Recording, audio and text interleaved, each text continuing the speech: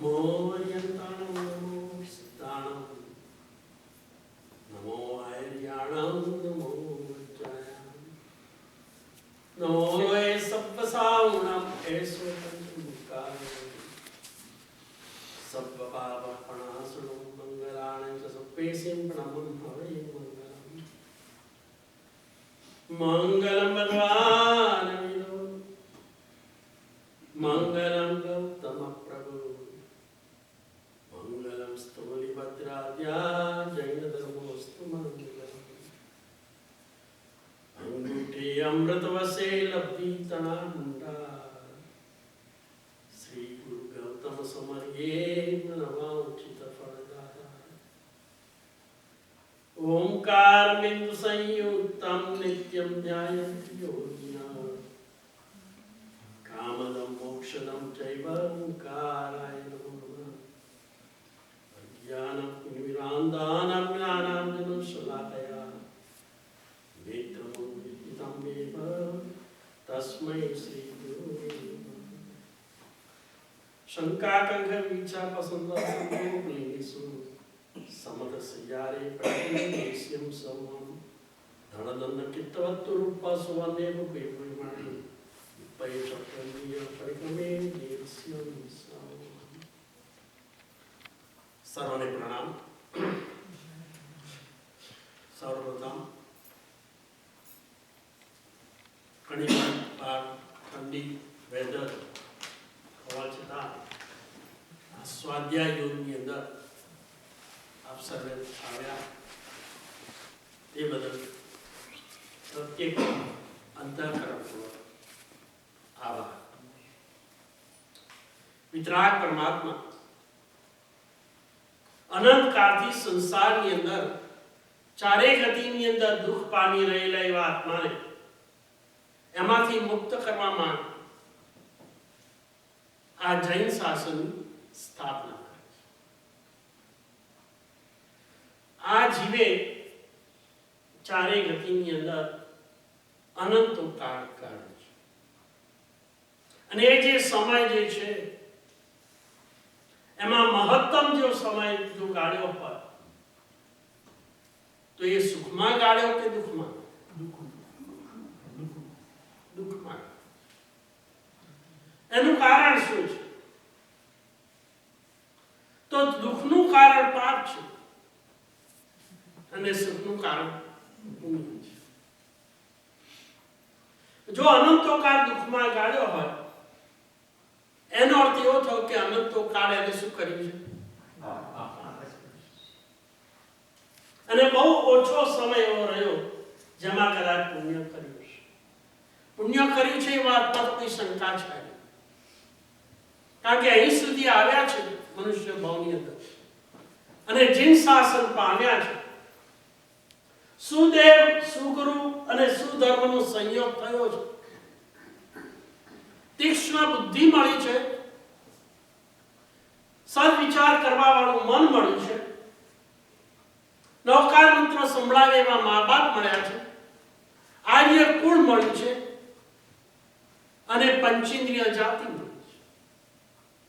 આ બધું જ એ પુણ્યની અસર। पुण्य કર્યા વગર પુણ્યની અસર ઊભી ના થાય અને પુણ્યની અસર વગર આ બધી વસ્તુની પ્રાપ્તિ થાય। પ્રશ્ન એ પૂછવાનો છે કે અહીંયા જ આવીને સ્થગિત થઈ જવું છે કે મળેલી સામગ્રીનો સદુપયોગ કરી એવું સુખ પ્રાપ્ત કરી લેવું છે કે ફરીથી દુઃખ જોવાનો વારો આવે। આ આપણો પ્રશ્ન। અને બુદ્ધિમાન માણસ જે કઈ પ્લાનિંગ કરે એ દુઃખના માટે પ્લાનિંગ કરે કે સુખ માટે? સુખ માટે પ્લાનિંગ। પ્રાપ્ત વસ્તુનો સદા ઉપયોગ ન કરવામાં આવે, પ્રાપ્ત વસ્તુનો પ્રાપ્ત ઉત્તમ વસ્તુનો જો સદુપયોગ કરવામાં ન આવે તો કર્મસત્તા ફરીથી એ વસ્તુ આપતી। આ શાસ્ત્રના પાને લખેલું ટંકશાળી વચન છે। ઉત્તમ પ્રાપ્ત પ્રાપ્ત વસ્તુનો સદુપયોગ કરવામાં ન આવે તો કર્મ સત્તા ફરીથી આ વસ્તુ આપતી નથી. એનો અર્થ એવો થયો કે આપણને પ્રાપ્ત વસ્તુ થઈ છે ખરી, અને આ તમામ વસ્તુ મેં કઈ એમાં સૌથી ઉત્તમમાં ઉત્તમ વસ્તુ જે હોય તો જૈન કુળ છે, જીન શાસન છે, નૌકાર મંત્ર છે, અને સુદેવ, સુગુરુ અને સુધર્મનું સંયોજન છે. દુનિયાની અંદર નહીં, સૃષ્ટિની અંદર, 14 રાજલોકની અંદર સૌથી ઉત્તમ વસ્તુ હોય તો કઈ છે? જીન શાસન. જે આત્માઓ જીન શાસન મેળવ્યા પછી યથાર્થ પુરુષાર્થ જેને આદર્યો એ બધા આત્માઓ તરી. આ પૂર્વે આપણને જીન શાસન મળ્યું છે કે નથી મળ્યું એ પ્રશ્ન ઉભો કરવો છે. શાસ્ત્રકારો એમ કહે છે કે મળ્યું છે. તો પછી આપણું પણ કલ્યાણ કેમ ના થયું? વસ્તુ પ્રાપ્ત હોય તો એનો જો સદુપયોગ ન કરીએ તો એનો જે સારાર્થ, જે યથાર્થ લક્ષ્ય પ્રાપ્ત થવું જોઈએ એ ન. પેલા ભિખારીને વહેલી સવારે ઝવેરી બજારમાંથી પસાર થતા એક ચકમકતી વસ્તુ જોવા મળી. સૂર્યના કિરણો એના ઉપર પડતા હતા એટલે રંગબેરંગી રંગો પણ એમાંથી બહાર ફેલાતા હતા. પેલા ભિખારીને એક જિજ્ઞાસા થઈ કે આ રંગબેરંગી ચમકદાર વસ્તુ શું છે. એને હાથમાં લીધી, જોઈ, બહુ સરસ લાગી. લે રમતા રમતા રમાડતા રમાડતા એ ગયો. સાંજ પડી, એની ઝૂંપડીની આઈ અને બખલા પાછું બીજે દિવસે શું શરૂ કર્યું? ભીખ માંગી. બીજે દિવસે ગયો, ત્રીજે દિવસે રમતા રમતા જતો. એ જ ઝવેરી બજારમાંથી પસાર થયો. દૂરથી કોઈ ઝવેરી પેલો જે ઉછાળતો હતો ને કાચનો ટુકડો, એના ઉપર દ્રષ્ટિ પડી. પેલા ઝવેરી કહ્યું, અરે અહીંયા શું કરે છે? તો સારા માણું છું. શું છે તારા હાથમાં? કાચનો ટુકડો. જોવા દેવો. પેલા ઝવેરી તું ભીખ માંગે છે? હા, હું તને આ કાચનો ટુકડો લઈ લઉં અને જેટલા પૈસા જોયા એટલા આપું. કેટલા આપશો? 100 રૂપિયા. તરત 100 ની નોટ કાઢી નાખ. જોઈ પેલા 10 લાખની કિંમત. 10 લાખની કિંમત પેલા ભિખારીને એના મન શું હતું? અને ઝવેરીના મનમાં 10 લાખનો હીરો. પહેલે દિવસે હાથમાં 10 લાખનો હીરો હોવા છતાં બીજે દિવસે સવારે, ધારો કે એને ખબર હોત કે આ 10 લાખનો હીરો છે, વેચી માર્યો હોય એ દિવસે, તેને ભીખ માંગવાની જરૂર પડત. એની તો ભીખ અને દરિદ્રતા ચાલી જાય, તેની 7 પેઢી સુધી દરિદ્રતા જતી. પણ એને કાચનો ટુકડો માન્યો એટલે પાછું બીજે દિવસે એને શું કર્યું? પાછું ભીખ માંગી. રખે ને આવો જે હીરો છે, આ તો સામાન્ય હીરો નહીં. દુનિયાની અંદર જેટલી સંપત્તિ છે એને ભેગી કરીએ, સરવાળો કરીએ, દુનિયામાં એટલે 14 રાજ્યો, અને બધા જ દેવલોકમાં જે વૈભવ છે એને પણ આપણે સરવાળો માણીએ, જે વૈભવ હોય. નરકમાં તો વૈભવ છે એટલે એનો સરવાળામાં 0 મૂકવાનો. અને તિર્યંશમાં શું છે? કશું. પણ દેવલોકમાં અને મનુષ્યોમાં જે વૈભવ મળે છે એ વૈભવમાં ચક્રવર્તીનો વૈભવ પણ અંદર ગણી લેવાનો. હવે ચક્રવર્તીનો વૈભવ કેટલો મૂકીશું? કંઈક તો આપણે મૂકવો પડશે. 96 કરોડ ગામનો એ અધિપતિ, 84 લાખ હાથી, 84 લાખ રથ અને 84 લાખ ઘોડા. અને શું વેલ્યુ મૂકી છે? નવરત્ન અને કેટલા દેવો એને આધીન. આ બધો વૈભવ એનો પણ સરવાળો પેલામાં મૂકવાનો. આ કેટલો કોનો વૈભવ?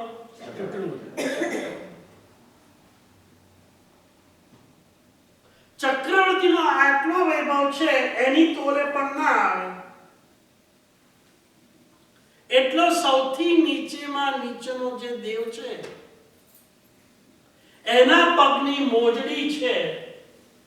એ મોજડીની અંદર અનેક રત્નો છે. એમાંથી એક રત્ન પણ જો ખરીદવું હોય, એની સામે શું આપવાનું? ચક્રવર્તીનો જેટલો વૈભવ છે એટલો જો આપવા તૈયાર થઈએ તો પણ એ પેલો એક રત્ન છે એ ખરીદી શકાય.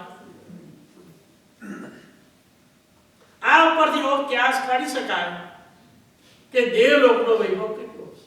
દેવલોકના સૌથી નીચલા દેવના પગની મોજડીમાં રહેલા ઘણા રત્નોમાંથી એક રત્નની કિંમત કેટલી? જો ખરીદવી હોય તો ચક્રવર્તી પણ ખરીદી શકે, કારણ કે એની પાસે એટલું દ્રવ્ય. આ બધાનો સરવાળો કરવા જેટલો વૈભવ થાય એનાથી પણ વધારે વૈભવ મૂલ્ય પાસેનું છે આ જૈન શાસ્ત્ર. એના ઉપરથી ક્યાસ કાઢી શકાય કે આપણને શું મળ્યું છે. અને છતાં આપણે દરિદ્રી થઈને ફરીએ છીએ, બધે માંગ માંગ માંગ માંગ. આપણે બધે માંગીએ છીએ વાત, પણ જૈન શાસન માંગતા. કેવી આપણી કફોડી હાલત છે. અને એનું કારણ શું છે? પેલા ભિખારીની જેમ આપણી અજ્ઞાન. આપણા હાથમાં શું છે ખબર? આ દશા જો ચાલુ જ રહેશે તો કર્મસત્તાનો એક નિયમ ફરી રિપીટ કરું છું કે ઉત્તમ વસ્તુ આપણને મળે છતાં ઉત્તમ વસ્તુનો આપણને પરિચય ન હોય, એને એનો સદઉપયોગ કરતા ના આવડે, તો પાછા પેલા ભિખારીની જેમ આપણે પણ ભીખ માંગવાનું.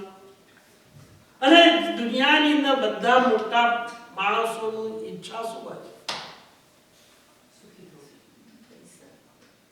સુખી માણસોની પણ ઈચ્છા શું હોય? જેટલું મળે એટલું વધે. કેવી?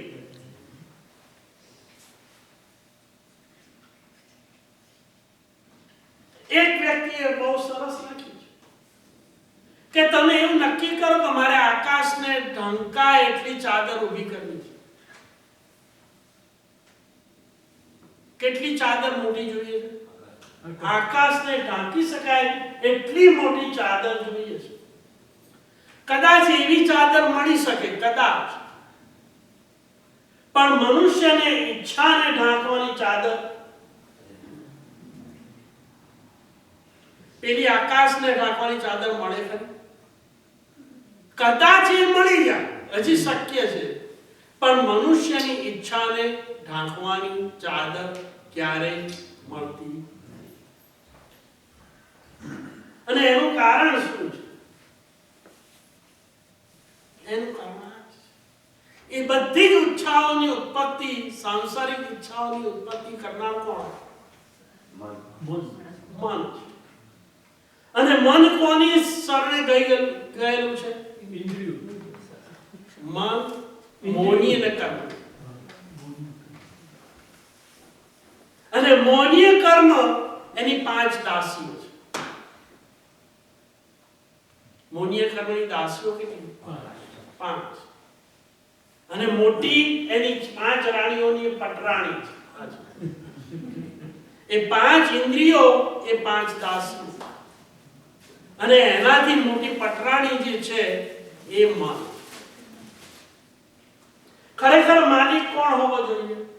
કોઈ પણ શેઠ કંપનીનો માલિક શેઠ હોવો જોઈએ અને શેઠની આજ્ઞા પ્રમાણે બધા કામ કરતા હોવો જોઈએ, રાઈટ? કંપનીના માણસો કોની આજ્ઞા હેઠળ કામ કરે? બોસની રજૂઆત.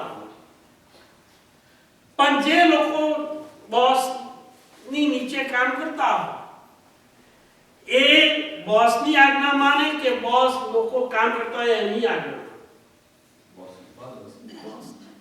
અહીંયા બધું રિવર્સ થયું. બોસ કોણ છે? આત્મા. આત્મા. અને આત્માનો મંત્રી કોણ છે? મન. મંત્રી રાજાને ખુશ રાખવાનું કામ કરે. રાજા મંત્રીનું નામ. અહીંયા આત્માનું આધિપત્ય હોવાને બદલે શું થઈ ગયું? મન એ આત્મા ઉપર કબજો જમાવે.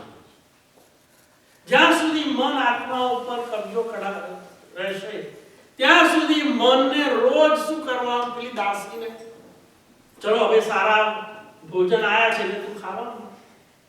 સામે સુંદર રૂપ આવ્યું છે એટલે આંખને કે હવે તું જોવા માંડ. ત્યાં પરમાત્મા સામે બેઠા એના ચરણનો સ્પર્શ કરવાનો હોય, સદગુરુઓનો સ્પર્શ કરવાનો હોય, એના બદલે મન શું કે સ્પર્શેન્દ્રિય વિજાતીયનો સ્પર્શ કર્યા કરે. પ્રભુના ગુણો ગાવાના હોય એના બદલે શું ગાય? મન જીભને શું કહે છે? દુનિયાની વી કથાને નિંદા એ હવે તું બોલવામાં. સદગુણોની પ્રશંસા સાંભળવાની બદલે પેલું મન કાનને શું કહે છે? તારી પ્રશંસા તું સાંભળવામાં. આપણી દાસીઓ એ શેને બહલાવે છે? મન. એટલે દાસીઓ જ્યાં કહે ત્યાં મનને જવું. ખરેખર દાસીઓને ક્યાં લઈ જવાની છે? આત્માની અંદર રહેલા જે ગુણો છે, ફટાકેદાર સ્વાદિષ્ટ ભોજનના ભોગ કરવાને બદલે આત્માના ગુણોનો ભોગ કરવાનો છે, વાપરવાનો છે, આહાર કરવાનો છે, પણ બહારના દ્રવ્યોનો નહીં, આત્માના ગુણો. અને આત્માના ગુણોની અંદર શ્રેષ્ઠમાં શ્રેષ્ઠ કોઈ ગુણો હોય તો કયું છે? સમ્યક દર્શન.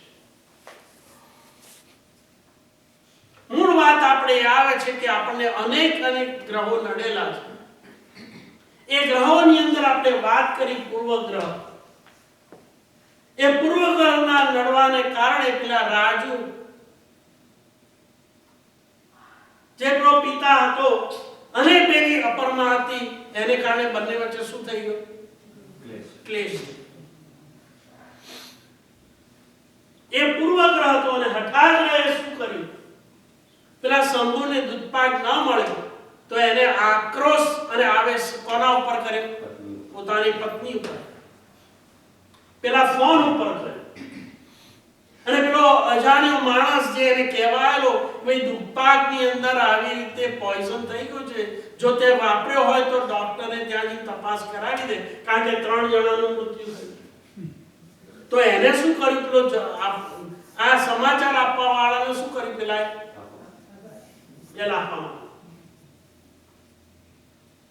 આ હઠાગ્રહ શું કરે છે? પૂર્વગ્રહ શું કરે છે? અને કદાગ્રહ શું કરે? કદાગ્રહ બહુરૂપી છે. એ કદાગ્રહ જે છે એના 2 સહમિત્રો છે. એમાંથી એક છે અજ્ઞાન અને બીજું છે વિપરીત બુદ્ધિ એટલે મિથ્યાત્વ. જ્યાં સુધી આ 2 અજ્ઞાન અને મિથ્યાત્વ રહેશે ત્યાં સુધી કદાગ્રહ આપણા હૃદય ઉપર પગદંડો જમાવી દે. આપણે સમજવાનો પ્રયત્ન કરીએ છીએ કે આ કદાગ્રહ છે. પૂર્વગ્રહને જોયો, હઠાગ્રહને જોયો, વિદગ્રહને જોયો, આપણે હવે કદાગ્રહને સમજવું છે. આખા કોઈ પણ જીવનું સંસાર ભ્રમણ જો રહ્યું હોય, ટક્યું હોય, વધતું હોય તો એ સના ઉપર છે? કદાગ્રહ. અને કદાગ્રહનો પુત્ર મિથ્યાત્વ અને બીજું છે અજ્ઞાન. દુનિયાની અંદર 3 પ્રકારના માણસો છે. કેટલા પ્રકારના? એક પ્રકારનો પહેલો એવો છે કે જે વસ્તુ જેવું હોય એવું જ દેખે. નાની વસ્તુ હોય તો નાની દેખે અને મોટી વસ્તુ હોય તો મોટી. ઝાડ હોય તો માણસ ના દેખે તો એ ઝાડ તરીકે જ સ્વીકારે.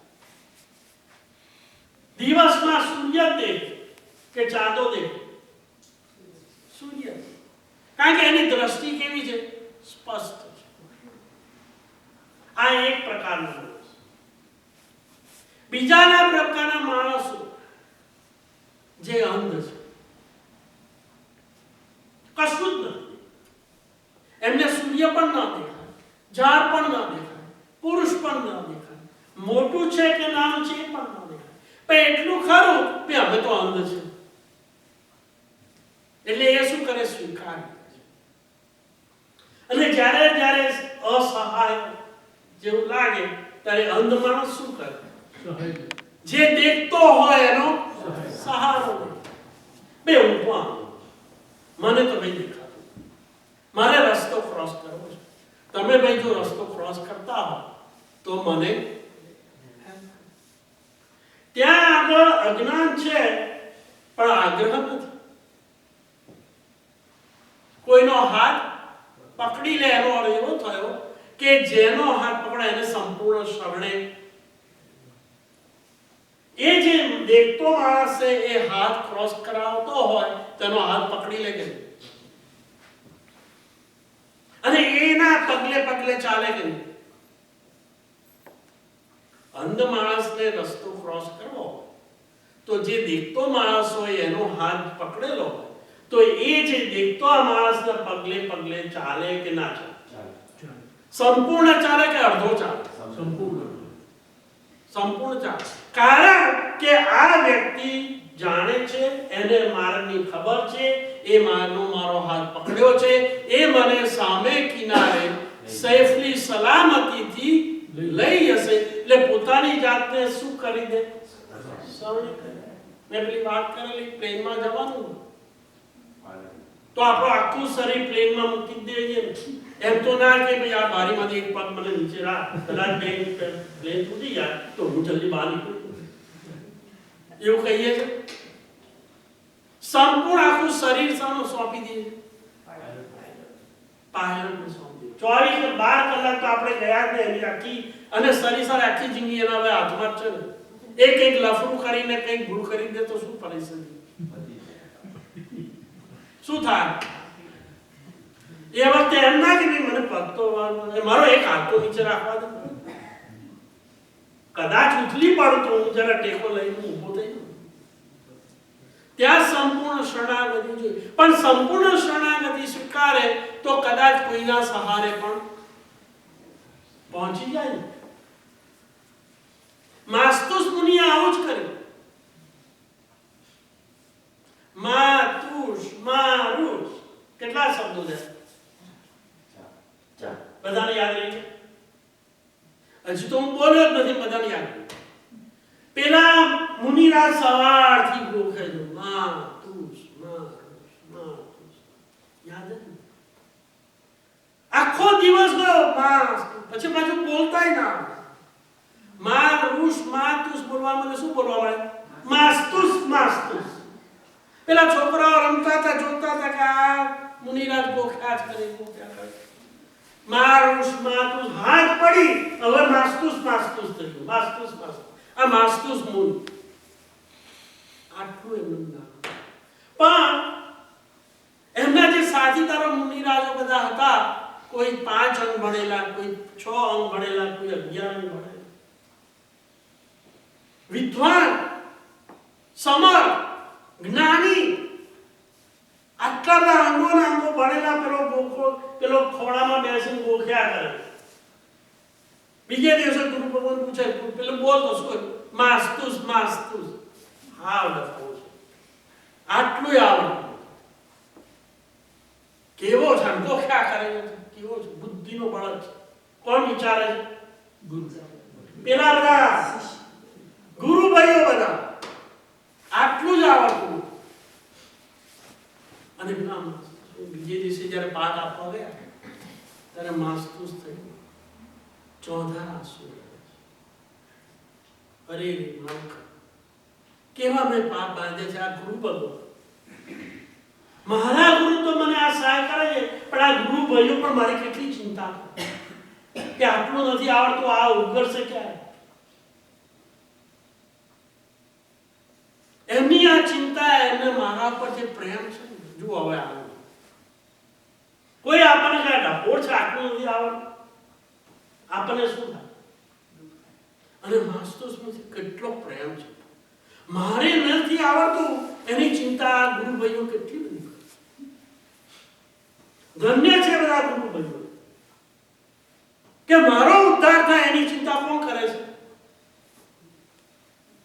અમારા ગુરુ ભાઈઓ રોજ પોતાને આ નથી આવડતું એનો પશ્ચાતાપ છે. જે ગુરુ આટલા પ્રેમથી શીખવાડે છતાં બીજે દિવસે ત્રીજે દિવસે ચોથે કઈ નહીં, નથી આવડતું, પ્રયત્ન કર. પાછા પેલા ગુરુ ભાઈઓ એક ટીકા કરે છે, ક્યારે ઉતાર, ક્યારે આ એક અંગ ભણવાનું. આમ કરતા કરતા પોતાના અંતરની અંદર શું થવા માંડ્યું? કરેલા પાપોનો પશ્ચાતાપ. આ પણ એક પ્રતિક્રમણ હતું. અને રોજ આ રીતે કરે છે.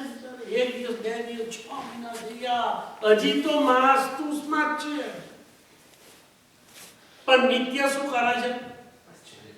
કેવા મેં પાપો, કેવો પાપીનો હતો છું, કેવા મારા કર્મો છે. અને મારો એટલો નસીબ પુણ્ય કે આ ગુરુ ભગવાન તો મળ્યા અને મારા ગુરુ ભાઈઓ પણ મળ્યા. મારી ચિંતા એ કરે. આમ કરતા કરતા કરતા એક દિવસ પશ્ચાતાપની અંદર શું કર્યું ખબર? શપક શ્રેણી મંડળ. હવે આ પાછો ભારે શબ્દ, કઈ સવાલ આવ્યા? શપક શ્રેણી શું છે? જરા સરખું સહેલું તો બોલો.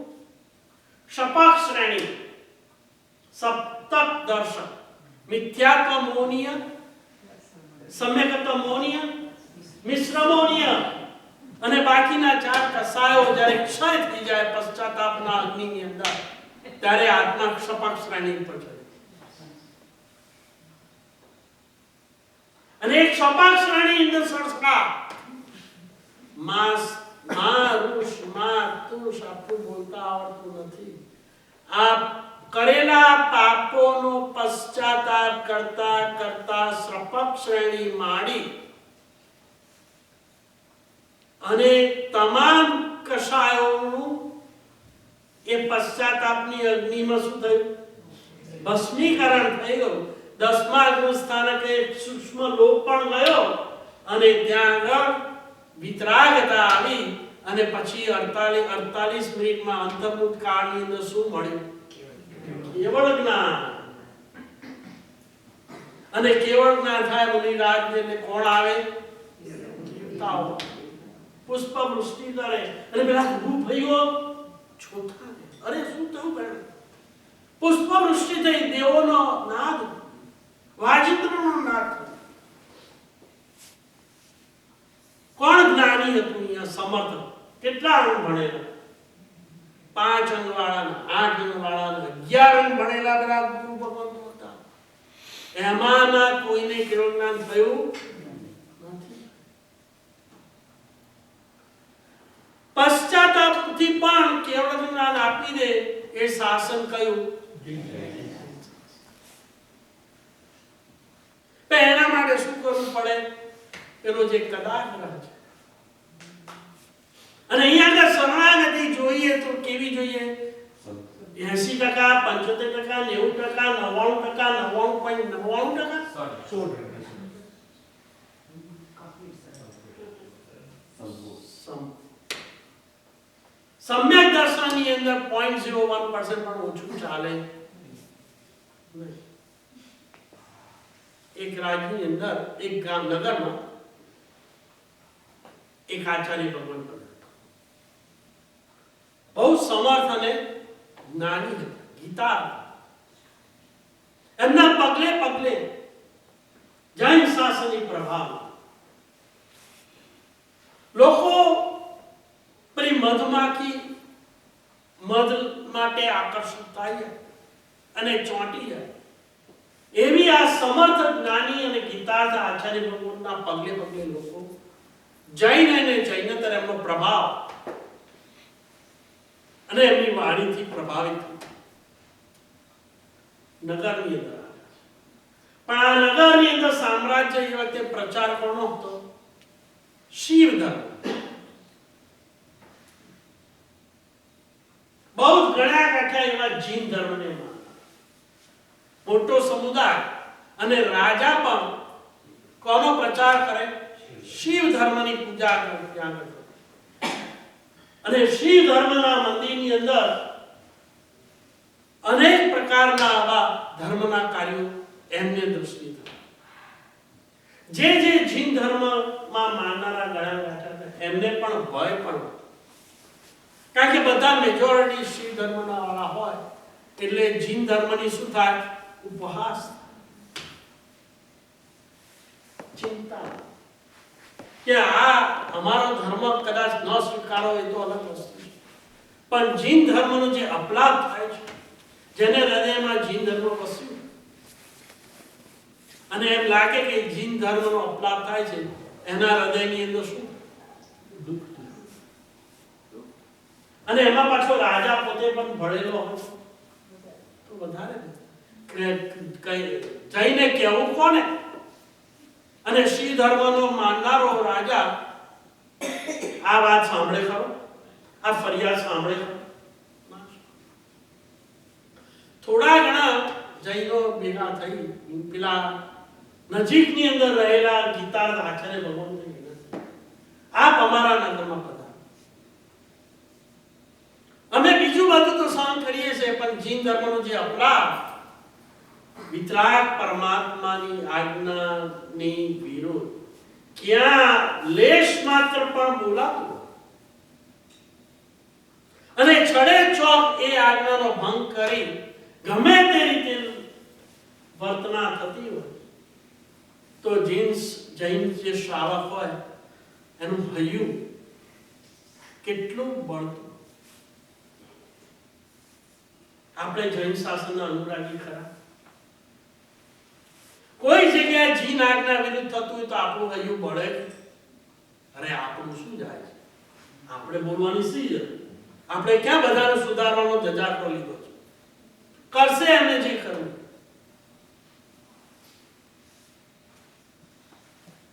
કયા પ્રકારનું વલણ આપણે અપનાવ્યું? જૈન શાસન ઉપર આપણે કેટલો રાગ છે એની આપણને કસોટી છે. મારા ભગવાન જેને થયું એમાં મારા ભગવાનની આજ્ઞા પણ સંપૂર્ણ સ્વીકાર. એ આજ્ઞાને શરણે પેલા શ્રાવકો વિનંતી કરવા ગયા. ગુરુ ભગવાન તો જૈન સાધુ કોણ હોય? જ્યાં આગળ સંઘને વિઘ્ન હોય ત્યાં તે દોડી. એમને ખબર નથી કે બધા શિવ ધર્મ વાળા છે અને અન્ય ધર્મી વાળા હોય એમની વચ્ચે જવાનું હોય, શું પરિસ્થિતિ કદાચ સંભવિત ઊભી થાય? વિઘ્ન આવે કે ના આવે? થોડીક તકલીફ કે પરિસો પણ સહન કરવા પડે કે ના પડે? ભક્તોની વચ્ચે જાઉં અને જે ભક્તો ના હોય એની વચ્ચે ઉભા રહે, એમાં કંઈક સહન કરવાનું પણ આવે. પણ જૈન શાસન માટે કોઈ પણ વસ્તુ સહન કરવા માટે જૈન સાધુ ક્યારેય પાછી પાની કરે. અને એ ગીતાર્થ આચાર્ય ભગવાન આવે પેલા લોકો સામયિક કરવા ગયા અને પહેલી જ દેશના, આમ તો બહુ ઓછા હતા પણ આજુબાજુના માણસો જતા આવતા અને પણ એમની શબ્દોની વાણીની મધુરતા અને ચાતુર્ય એવી આકર્ષણ કરવા માંડી, જતા આવતા માણસો પણ ત્યાં અટકી અને બેસી. 5 50 ને કહ્યું, 50 500 ને કહ્યું ને 500 5000 ને. ત્રીજે દિવસે તો આખું નગર ત્યાં કેવા પ્રભાવ છે. એમની મીઠી વાણીના શબ્દો તો શેરડીના રસ કરતા પણ મીઠા છે. કેટલી વત્સલતા છે અને દરેકને પોતપોતાની ભૂમિકા પ્રમાણે એવું સરસ રીતે સમજાવે છે. લોકો આશ્ચર્ય. અરે આખું નગર, જ્યારે આખું નગર ત્યાં ઉઠ્યું હોય, મેઘની હોય, તો નગરનો રાજા ને સમાચાર પહોંચાડવા રહે ખરા? એને પણ થઈ કે આખું જો નગર ઉઠ્યું હોય, લોકો આટલી બધી પ્રશંસા કરતા હોય, મારે પણ જવું છે. અને આવ્યો. અને પહેલા જ વ્યાખ્યાનની અંદર ગુરુ ભગવાન એવી વાત કરી આ મનુષ્ય ભાવની, નરક અને નિગોદની અંદર જે આ દશા છે આપણે એમાંથી ઉગારવા માટે જે મનુષ્ય ભાવ છે એની અંદર મળેલી જે ઉત્તમ સામગ્રી છે, એ સામગ્રીનો જો ઉપયોગ નહીં કરીએ તો ફરીથી રિટર્ન ટિકિટ લઈને આવ્યા હોય તો જ્યાંથી આવ્યા ત્યાં પાછું રાજા પણ એમની વાણીથી શું થઈ ગયું? ક્રોધ. અને ત્યાં એને નગરની વચ્ચે કે આવા ગુરુ ભગવાન, અમે અત્યાર સુધી સમા હતા અંધારામાં, સાચો માર્ગ બતાવનાર આવા ગુરુ અમને ક્યારે મળ્યા નથી. એમને એમના ગુરુ પદ સ્થાપિત કરી દે. એમનો પરમ ભક્ત રોજ આવા મારી શું ફરજ છે? બસ જૈન શાસ્ત્રની પ્રમાણ. પણ તમારા માટે અમારે તો આ જ જોઈએ. અમારે કશું ના જોઈએ. અમારે એક જ અમારા વિતરાગ પરમાત્માના શાસનની પ્રભાવમાં થાય એ જ અમારી ગિફ્ટ છે. ક્યારે આવું વ્યક્તિ કોઈ જોઈ નથી. બીજા બધા સંતો આયા ભેટણા ધર્યા હશે, લીધા હશે, પણ જૈન સાધુ ક્યારે પણ એના નામે કોઈ દિવસ ખાણું બેંક એકાઉન્ટ ના હોય અને કાલે શું ખાવાનું છે એની ચિંતા જૈન સાધુ કરે?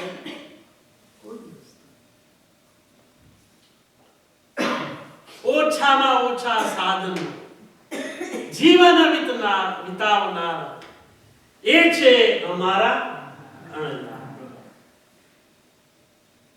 આવા અણંગાર આપણને મળ્યા છે. એમના ગુણોની પ્રશંસા અને અનુમોદના કરીએ ને તો પણ આપણને એક ગુણ પ્રાપ્ત થાય. ગુણ પ્રાપ્તિનો એક માર્ગ છે ગુણાનુરાગ.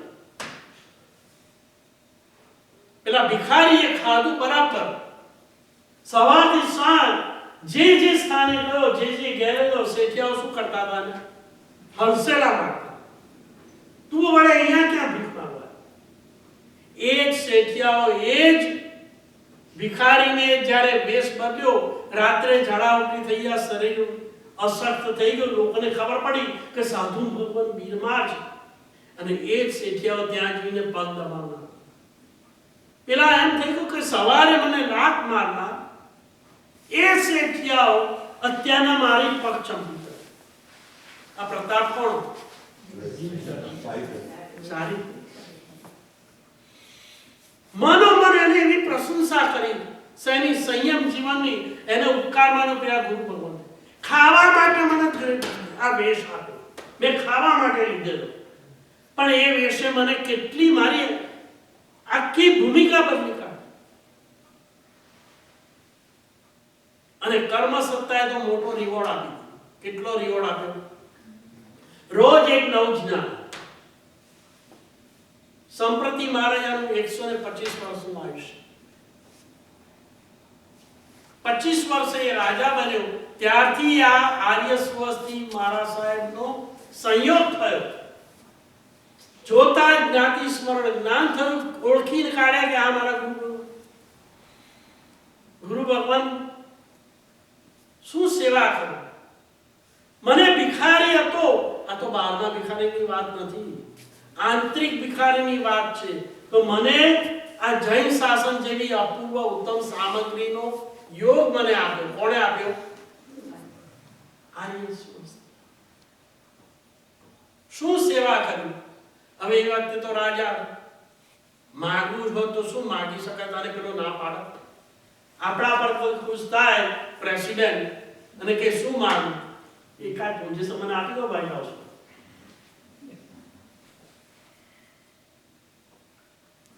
અમારે તો કશું જોઈએ, પણ મારે સેવા કરી છે. તારે જો સેવા કરવી તો જીન શાસનની સેવા. જીન શાસનની સેવા કેવી રીતે કરવી, બસ જેનો ઉપકાર છે આ જીન શાસન ઉપર એવા વિતરાગ પરમાત્મા, બસ એનું જીનાલ. ત્યાં એને નક્કી કર્યું રોજ એક નવું જીનાલ, રોજ કેટલા? એક જીનાલ. અને જ્યાં સુધી નવું જીનાલય ઊભું થાય છે એનું જે ખાતમુહૂર્ત નો સમાચાર ના આવે ત્યાં સુધી નવકાશી કરવાની.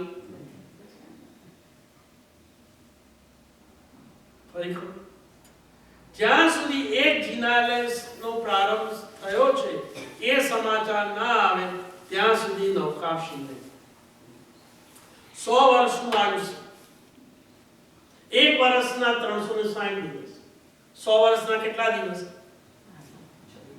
36,000.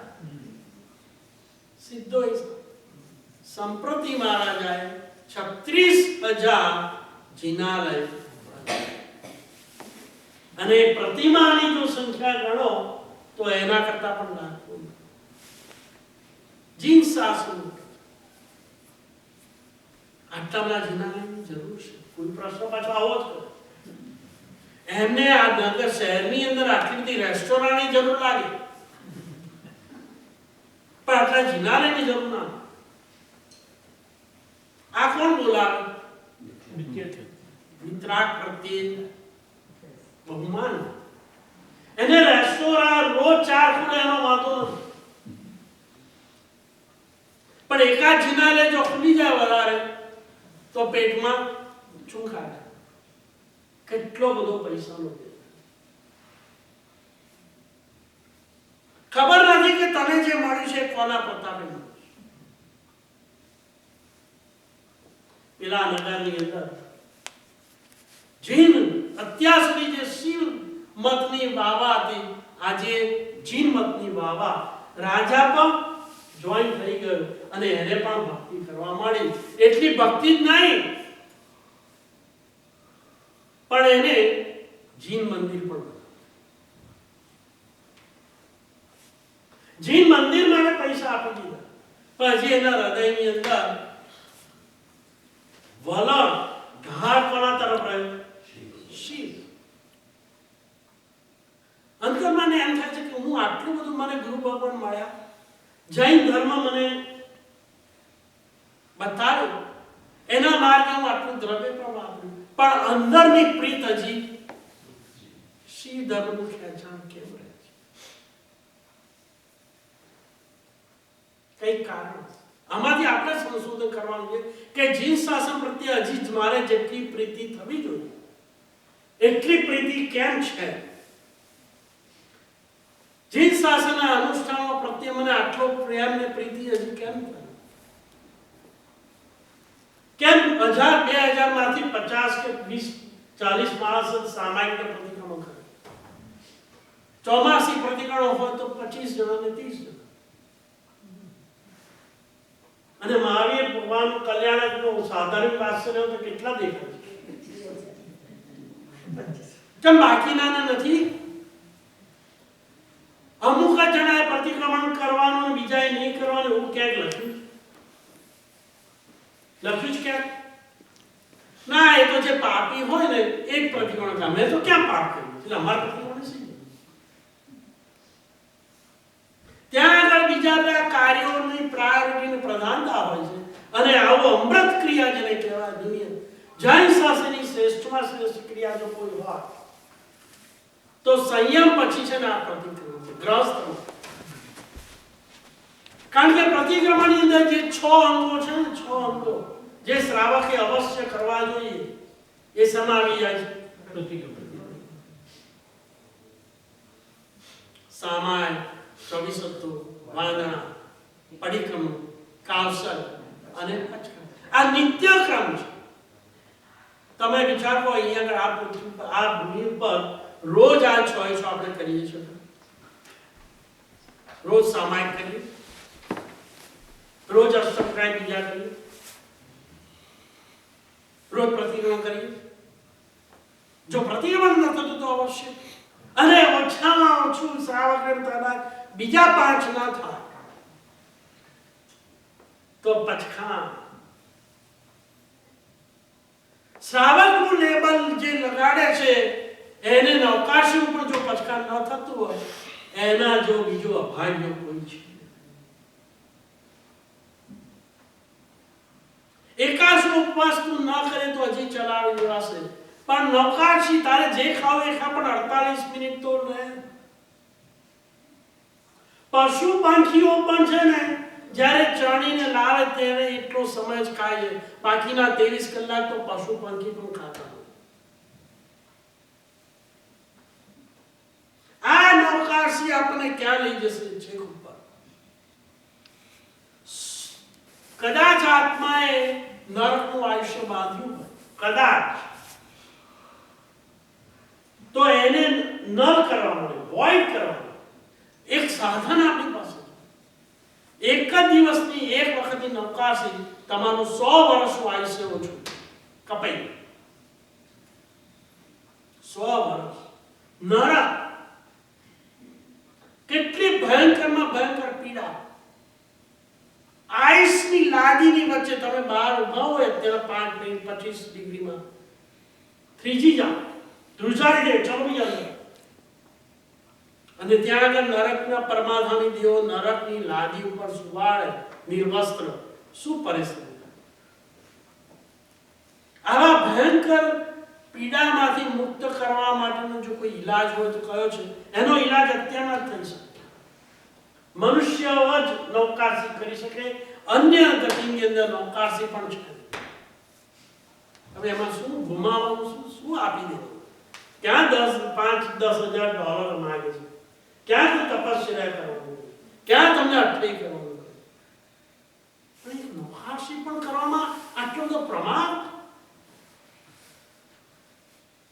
અને લેબલ મારવાનું શ્રાવક. કેટલી આપણી દરિદ્ર છે. પેલા રોજ જીનાને બંધાવવાનું પણ કરી, છતાં એના હૃદયની અંદર દુઃખ શેનું છે? શિવ ધર્મ. એક વખત એને ગુરુ ભગવાન પાસે ગયો. ગુરુ ભગવાન ગીતાર્થ હતા, જ્ઞાની.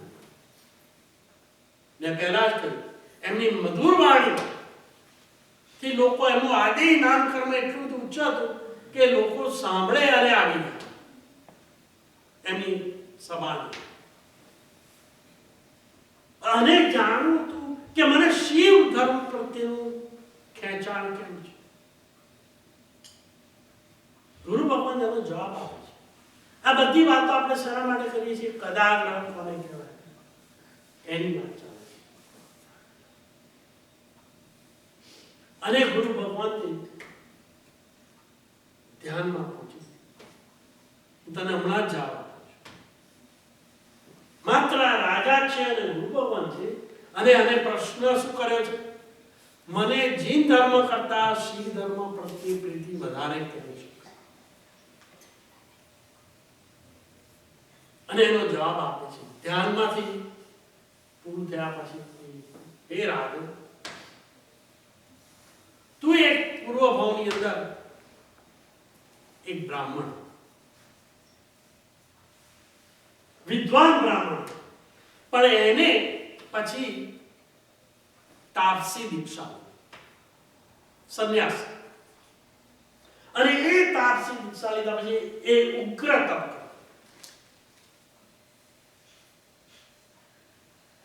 એને એમ હતું કે તપ કરવાથી આપણી ખ્યાતિ વધે છે, લોકોમાં પ્રશંસા થાય.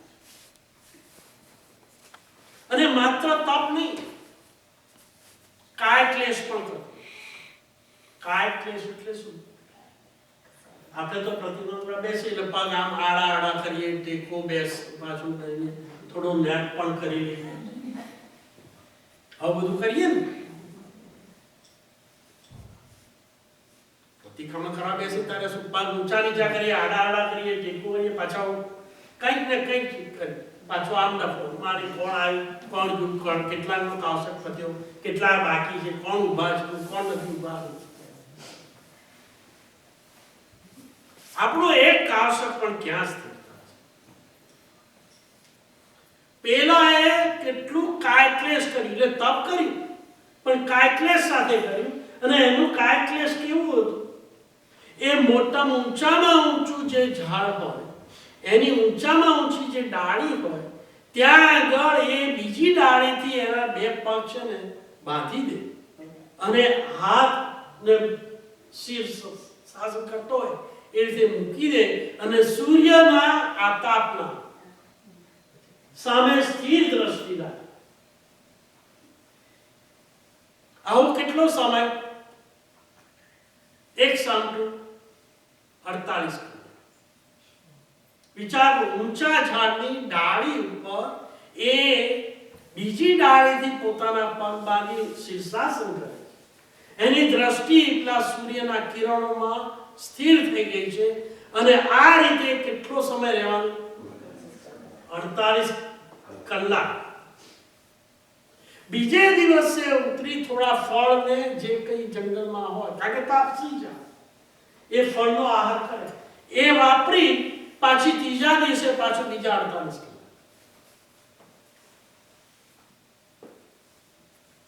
કેટલા વર્ષ? 5 વર્ષ, 10 વર્ષ, 25 વર્ષ, 50 વર્ષ, 100 વર્ષ. કેટલું આટલું તપ? આવું તપ અહીંયા કોઈ કરે તો કર્મસત્તા શું આપી દે?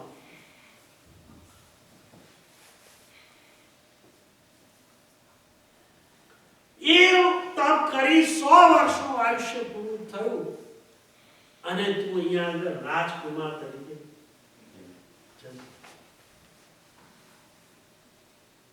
હવે અહીંયા ખૂટતું તત્વ શું હતું?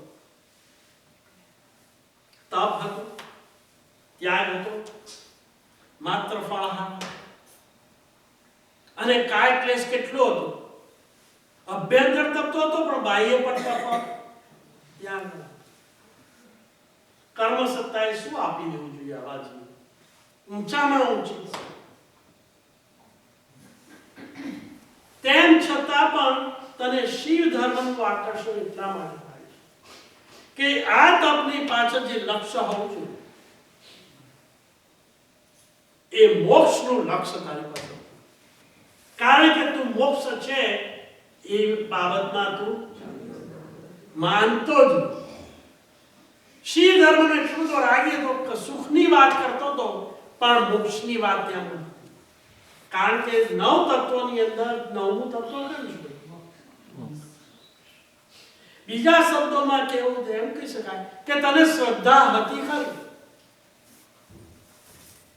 પણ સંપૂર્ણ શ્રદ્ધા 9 તત્વોની અંદર શ્રદ્ધા હતી. તું 9માંથી 8 તત્વો સ્વીકારતો હતો.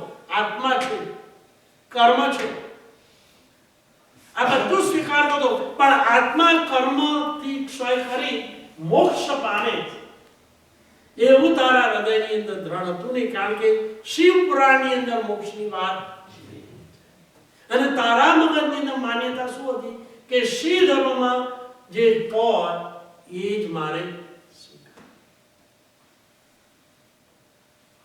એને કારણે આટલો બધો કષ્ટમય તપ કરવા છતાં એ તપ શું કહેવાય ખબર?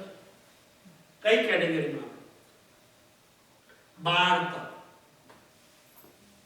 શુદ્ધ લક્ષ્ય વગરનો તપ એને શું કહેવાય? આપણે 28 કહીએ પણ 28 શેના માટે કરીએ? શા માટે કરીએ? કેવી રીતે કરવી? તપસ્યા પણ વિધિપૂર્વક કરવી. ઉપવાસ કરી કરે આપણે સવાર સાંજના પ્રતિકોણનું ઠેકાણું એ ઉપવાસ ગણાય? માત્ર દ્રવ્ય ઉપવાસ, અભ્યંતર તપ ના ગણાય. શાસ્ત્રકારો એને 28 નથી કહેતા. આપણે વાપરીએ અમે 28 કરી પણ તે ક્યાં સવારનું પ્રતિક્રમણ નહીં, સાંજનું પણ પ્રતિક્રમણ નહીં. તું ક્યાં 28 કરી?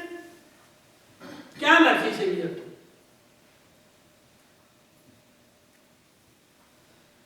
હજી 28 ઉપવાસ નહીં કરે તો ચાલશે પણ 6 આવશ્યક પરમાત્માની પૂજા કર્યા વગર કદાચ 28 કરવી જોઈએ, ઉત્તમ છે પણ કેવી રીતે કરવી જોઈએ? વિતરાગની આજ્ઞા પ્રમાણે.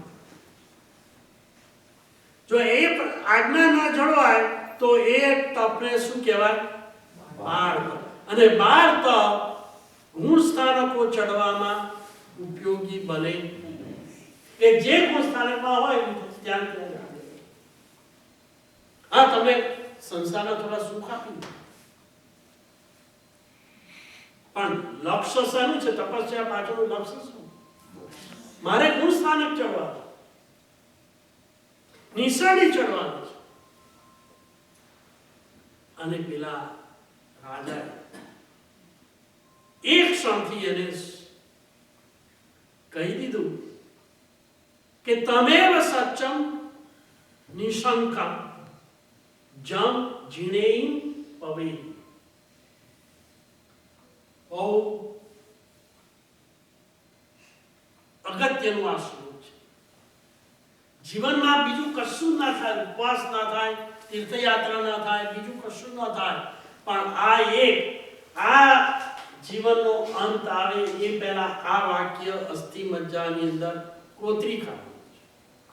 કયું વાક્ય? તમેવ સચ્ચમ નિશંકમ જમ જીણેહિ પવેહિ. જીનેશ્વર ભગવંતે જે કહ્યું છે તે જ નિશંક, શંકા રહિત, એ જ સાચું છે, એ જ મારે સ્વીકારવું. બસ આટલું થાય. આટલું સ્વીકારવામાં કઈ તકલીફ, બીજું કશું ના થાય, પણ આ ભાવમાં આટલું થાય ને તો પેલો સમ્યક દર્શનનો સિક્કો કદાચિત લાગે. જે વસ્તુ ન સમજાય, જીનેશ્વર ભગવંતે આપણે આપણા તર્કો અને બુદ્ધિ નહીં વાપરવાની. આ આમ કેમ, આ આમ કેમ, આમ કરી તો ના ચાલે, આમ શું કરવું જોઈએ, અહીંયા તો આમ કરાય, આ ના કરાય, તમે બધું શું અહીંયા લઈ આવ્યા છો? આ બધું કોણ બોલાવે છે? મિથ્યાત્વ. અને મિથ્યાત્વ વાળો કયા ગુણ સ્થાનકમાં હોય? એ તો અનંતાકારથી છે. જો એ પહેલા જ ધોરણમાં જ રહેવું હોય તો પેલા પુસ્તકોને લાવવાની જરૂર નથી છે. પહેલા ગુણ સ્થાનકે આવવાનો કોઈ પ્રયત્ન નથી કરવાનો. કોઈ વ્યક્તિને ફેલ થવા માટે પ્રયત્ન કરવાનો. કોઈ કે વાંચવા બેસ, કેમ? મારે તો ફેલ થયું. એ તો વગર વાંચે ત્યાં જશે તો પણ ફેલ કરશે. આપણો પ્રયત્ન હાજર. વિતરાગના માર્ગની અંદર આચાર કદાચ ઓછા હશે તો ચાલશે, પણ વિચારમાં તો શુદ્ધતા જોઈએ. અને કેટલી શુદ્ધતા જોઈએ? 100%. કોણ હતા એ રાજા અને કોણ હતા એ ગીતા આચાર્ય? એ આચાર્ય ભગવાનના સંસારી પિતાનું નામ શું હતું અને આચાર્ય ભગવાનના સંસારી માતાનું નામ શું હતું? પિતાનું નામ હતું બપ્પા અને માતાનું નામ હતું ભટ્ટી. બપ્પા ભટ્ટ શું? અને આ રાજાનું નામ શું હતું? આમ રાજા. શાસ્ત્રમાં ઘણું વિસ્તરણ છે કે આમ રાજાને જીન શાસન પ્રત્યે પ્રીતિ કરાવી અને પછી એને જે ધર્મની પ્રભાવ આખા નગરની અંદર ત્યાં આગળ હવે લોકો કોને અનુસરવા મળે? જીન શાસન. એક જ વ્યક્તિ. આ તો અનેક એક્ઝામ્પલ છે, પણ સત્યને બહુજન સમાજની અંદર પછી હજારો, લાખો ને કરોડો હોય, પણ એક જ વ્યક્તિ જો સાચા માર્ગે હોય ને તો આખા સંઘને પલટાય છે. અને એ જ રીતે જો એક જ વ્યક્તિ એવી હોય અને સંઘ છે ને નબળો હોય ને તો આખા સંઘને શું કરે? ડૂબાડી.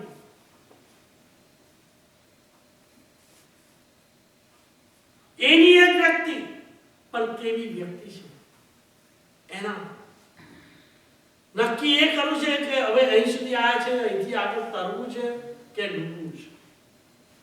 ફરીથી બીજા આચાર કદાચ ઓછા હશે તો હજી ચલાવશે આ શાસન.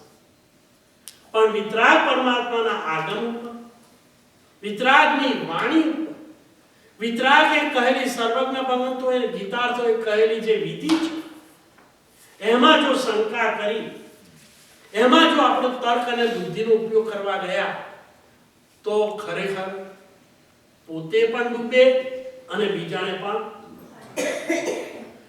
આવું શાસન ઉત્તમ કોઈનું રત નથી, પણ વધારે કિંમતી શાસન મળ્યા પછી આપણે હારી ન જઈએ અને પરમાત્માના શાસન અને વિતરાગ અખંડ અને અખંડિત એવી શ્રદ્ધા ઊભી કરી દઈએ કે જેથી ગુણ સ્થાનકમાં આપણે ક્રમશઃ આગળ વધીએ અને કોઈ પણ પ્રકારના જે કદાગ્રહો હોય, દુરાગ્રહો હોય, પૂર્વગ્રહો હોય, હઠાગ્રહો હોય, વ્યુત ગ્રહો હોય, એ બધા ગ્રહોને આપણે શું કરવાના છે? દૂર. એ રીતે મોક્ષ માર્ગમાં આપણે આગળ વધીએ એવી જ અભ્યર્થના, વિતરાગની આજ્ઞા. કંઈ પણ કહેવાય તો તમારા સૌની સાક્ષી ઈચ્છા. સર્વમંગલમાંગલ્યં સર્વકલ્યાણકારણં પ્રધાનં સર્વધર્માણાં જય